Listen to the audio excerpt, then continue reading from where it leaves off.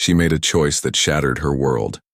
In a moment of unbearable desperation, a mother, crushed by grief, bills, and a child she could no longer feed, agreed to hand her only son over to a wealthy woman who could not bear children. She thought she was doing the only thing she could to spare him suffering, to give him a chance she could no longer afford. But years later, truth came crashing back and she found herself broken beyond words, tormented by regret, facing a reality darker than any nightmare she could have imagined. What unfolded next would unravel everything she believed about love, sacrifice, and what a mother is willing to endure in the name of survival.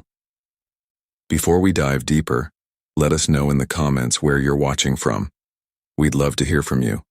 And don't forget to hit that subscribe button so you never miss any of our upcoming videos. Who was this mother? And why did she make such a choice? Her name was Clara, a woman who had once believed in simple joys, a steady marriage, a small rented home, a future carved slowly through hard work and patience. But tragedy had stolen her husband in an instant, leaving her alone with nothing but her young son, Samuel, and a stack of bills that seemed to grow taller every week. Clara's nights were filled with the echo of unanswered prayers, her days marked by shame when neighbors passed by and saw the worn-out shoes on Samuel's feet or the empty shelves in her kitchen. Each time she looked into her son's eyes, she felt the weight of failure pressing harder against her chest, and in the silence of her darkest hour she found herself cornered into a decision that would leave scars across both their lives. But what about the wealthy woman who stepped into Clara's life with promises of salvation? Stella Williams was not a stranger to the community. People whispered about her, admired her polished appearance, the way she carried herself with quiet authority, and the fortune that kept her shielded from the struggles of ordinary families. Yet beneath the surface of her wealth and elegance was a truth she carefully concealed from the world. She could not bear children of her own. It was a silence that haunted her every moment, a void she tried to fill with possessions, reputation, and control. When she met Clara, broken and desperate, Stella saw not just a boy in need, but an opportunity. A chance to silence her deepest insecurity, to claim what she had been denied by fate, even if it meant crossing moral lines that would one day come back to haunt her. And so we arrive at the central question that binds these two women together in a story both heartbreaking and unforgettable. What tragic twist turned this desperate act into Clara's greatest regret? Was it the years of separation from Samuel, growing up in wealth yet surrounded by secrets? Was it the day the truth of his mother's choice came to light, shattering whatever trust had survived between them? Or was it something even deeper, an unseen motive, a revelation hidden in Stella's carefully constructed life, waiting to be uncovered like a buried secret? These questions would not only shape Samuel's future, but would also expose the fragile threads of morality, sacrifice, and betrayal that ran through the choices of everyone involved. Clara had not always been defined by despair. Once she was a young woman full of hope, with dreams that felt simple and achievable. She had married David, a man who worked long hours in a nearby factory, but who never failed to come home each evening with a smile and a kiss for his wife and their little boy Samuel. Together they lived in a modest home that echoed with laughter, the kind of laughter born from small joys, homemade meals, bedtime stories, and evenings when Samuel would curl up against his father's chest and fall asleep to the rhythm of his heartbeat. Clara believed that life, though not easy, was manageable as long as she had her husband by her side. But that fragile sense of security was shattered the day David's workplace called with news that no young wife ever expects. There had been an accident, and he was gone. In an instant, Clara's life changed from a story of perseverance to a struggle for survival. Samuel was too young to understand what had happened. He had only memories of his father's laughter, of small promises like the candy bar David would bring home after his shift, and the way he would hoist Samuel onto his shoulders to watch the world from above. As Samuel grew, he carried those moments like a compass pointing toward the man he wanted to become. "I'll be just like Dad," he often told Clara, his innocent voice filled with conviction. But Clara, holding back tears, wondered if she could give him the stability, the strength, and the future that David once represented. Each morning she forced herself to be strong, but each night, after Samuel had fallen asleep, she would sit alone at the kitchen table surrounded by unpaid bills, the silence heavy with the absence of the man who should have been there to share the burden. Samuel remained her reason to push forward, yet every day she felt her grip on stability slipping further from her hands. Stella Williams lived in a world far removed from Clara's struggles. To the outside observer, she was a woman who had everything: a sprawling house that gleamed with polished marble floors, a wardrobe filled with elegant gowns, and a fleet of cars that testified to her wealth. People in her community often envied her, whispering about her beauty, her refinement, and her unshakable confidence. But inside those walls, Stella's life was defined by a silence that wealth could not erase. Her home was immaculate, but the nursery at the end of the hallway remained untouched, walls painted, crib prepared, shelves lined with toys, yet no child's laughter ever filled the space. Stella longed for the one thing her fortune could never buy, the one thing her body had denied her: a child of her own. That longing grew heavier with each passing year, transforming into a quiet ache she carried behind every smile she presented to the world. When she learned of Clara's suffering and Samuel's innocence, something ignited inside her, a belief that she could rewrite her story by taking what fate had withheld. Clara's days had become a war against time and against the mounting debts that threatened to crush her. The landlord had already posted 2 eviction notices on her door, each one colder and more final than the last. The food in her pantry dwindled until only scraps remained, and there were nights when Samuel, too young to hide his hunger, cried quietly as he drifted to sleep. Clara begged her extended family for help, but one by one they turned her away, each claiming they had their own struggles, each unwilling to share the burden that consumed her. Friends who had once smiled across church pews now avoided her eyes, whispering that perhaps she had been careless, perhaps her poverty was the result of her own choices. Alone, exhausted and ashamed, Clara began to believe that no one would ever step forward to help her. It was in that hour of desperation that Stella Williams appeared, not as a villain, not yet, but as a woman wrapped in kindness and sympathy, offering what Clara no longer believed existed: a way out. Stella had heard whispers about Clara's suffering, and she arrived at her door not with judgment, but with a carefully rehearsed compassion. She brought groceries, fresh fruit, and clothes for Samuel, gestures that immediately softened the defenses Clara had built around her fragile pride. For the first time in months, Samuel's laughter returned, his face lighting up as he bit into an apple with juice running down his chin. Clara watched with tears in her eyes, overwhelmed with gratitude and guilt, because she knew these simple joys had come from another woman's generosity, rather than her own hard work. Stella spoke gently, her words carefully chosen. She understood how hard life had become for Clara. She admired her strength as a mother, and she wanted to help not only with temporary relief, but with something lasting, something that could secure Samuel's future. She told Clara she had the resources to raise him in comfort, to give him opportunities that Clara could never afford, and she framed it as a gift, as a chance to protect him from the pain of poverty. Clara resisted at first, horrified by the suggestion that she should part with her son, but Stella's reasoning was relentless and her charm disarming. She painted pictures of Samuel in fine schools, wearing clean clothes, eating full meals, and growing into a man with endless possibilities before him. Each vision cut Clara with equal measures of hope and despair, because deep inside she knew that no matter how hard she worked, she could not provide the life Stella described. The weight of failure pressed down on her until the walls of her home felt like a prison closing in around her. And so, in a moment that would echo for the rest of her life, Clara agreed. The exchange was not marked by grand gestures or legal contracts. It was quiet, suffocating, and heavy with guilt.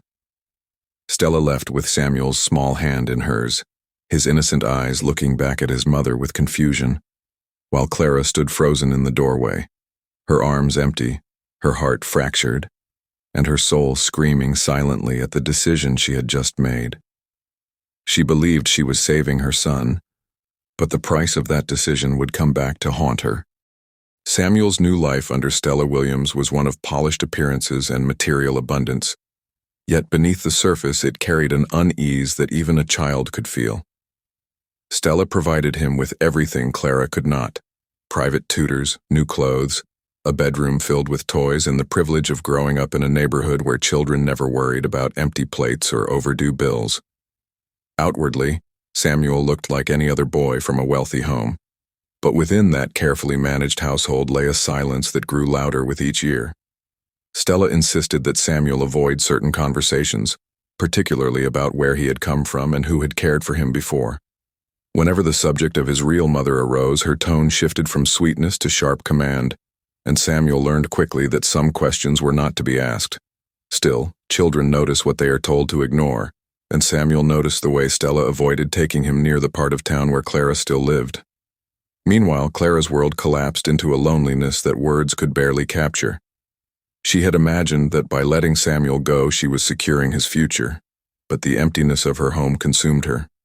The small shoes by the door no longer filled with footprints, the bed remained cold and neatly made, and the air itself seemed heavy with silence. Neighbors whispered cruelly about the deal she had made, their voices tinged with judgment and disbelief. At church, people turned their heads when she walked in, unable to decide whether to pity her or condemn her. The gossip spread like wildfire. Some claimed she had sold her son for money. Others insisted Stella had manipulated her, and no one truly understood the depth of desperation that had pushed her to such a choice. Clara stopped attending services, stopped opening her curtains, and sank into a depression that deepened with each passing year. The child she had once lived for was gone, and though she told herself she had acted out of love, her heart whispered the truth she tried to bury. She had abandoned him. Yet time has a way of stirring curiosity in those who grow up with unanswered questions, and Samuel was no different. As he grew older, his identity became more fragile, and the carefully constructed story Stella told him began to unravel. Whispers reached his ears, from neighbors who remembered Clara, from children at school who had overheard their parents talking, from the faint memories that surfaced in his own mind of a woman's embrace that did not belong to Stella. He began to ask questions more boldly.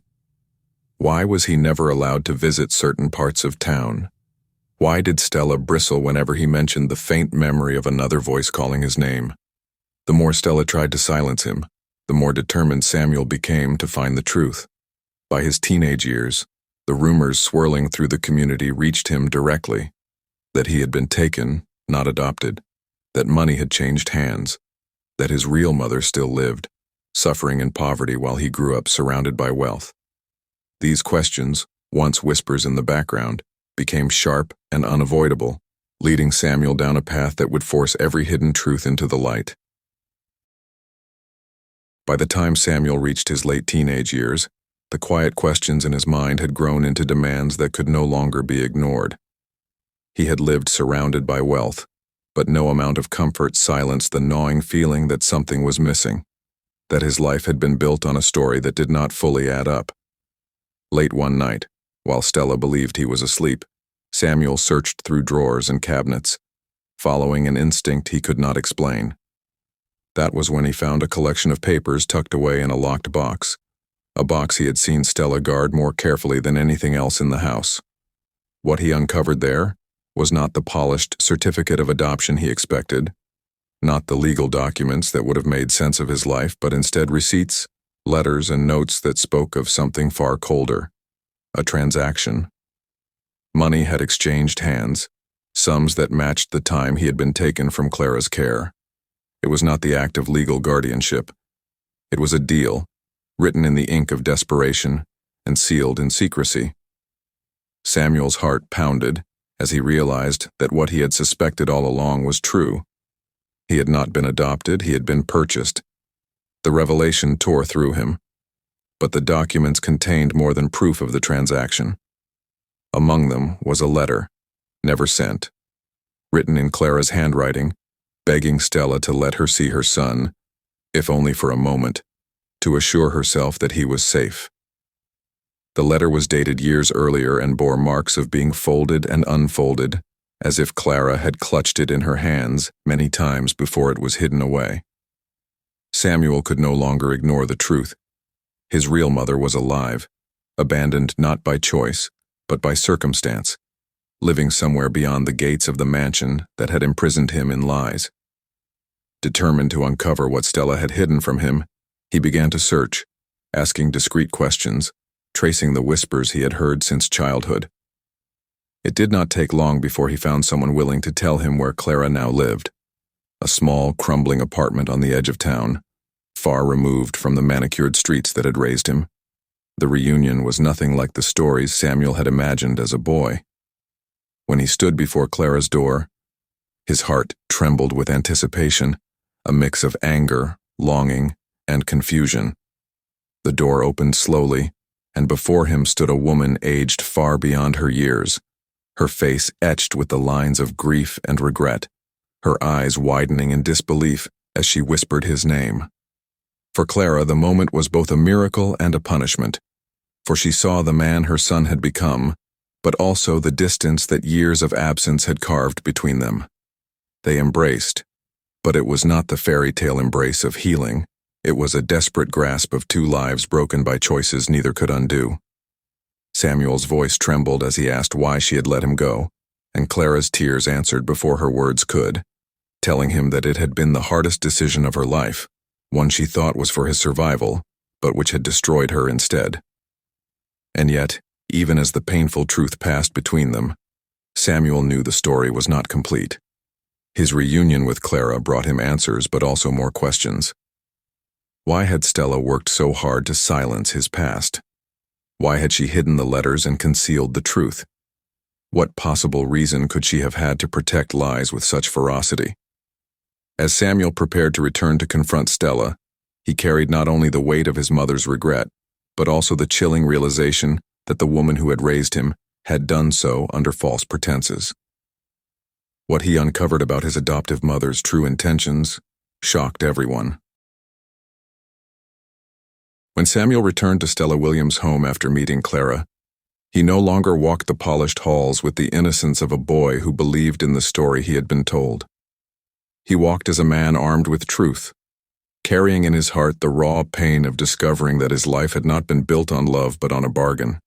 Stella greeted him with her usual elegance, her practiced smile and careful words, but Samuel saw her differently now.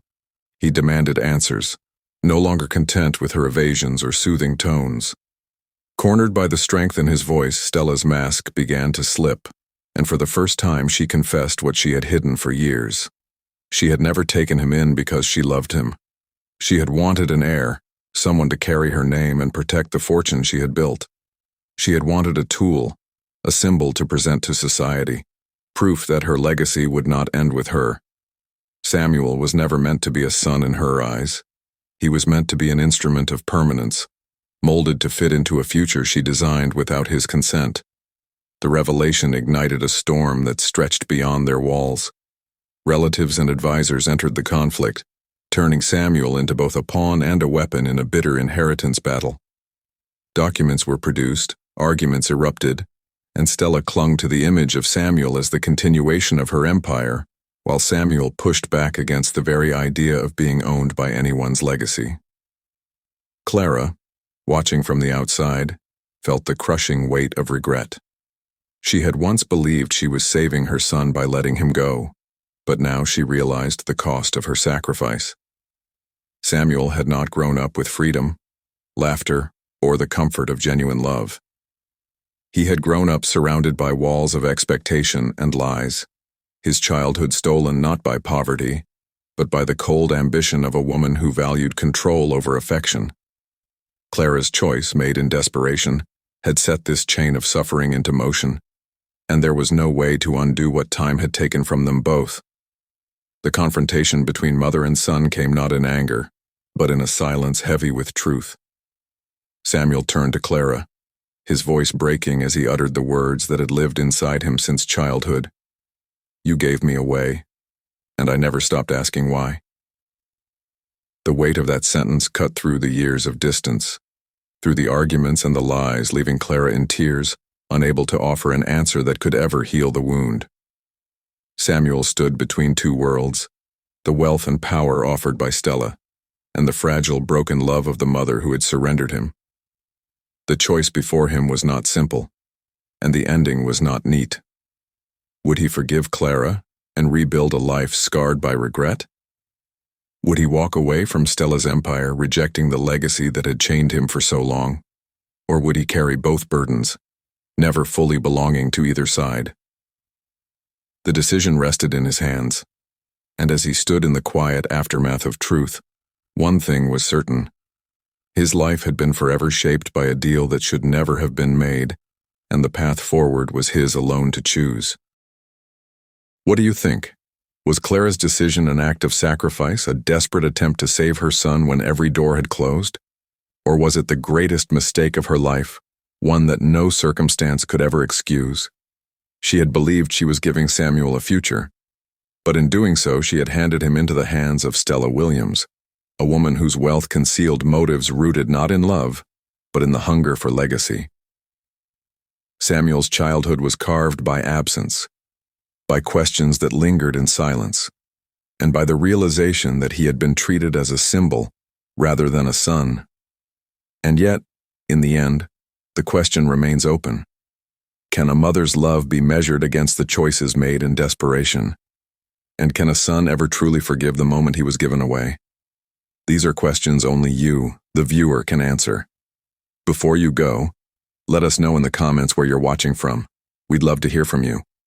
And don't forget to hit that subscribe button so you never miss any of our upcoming videos.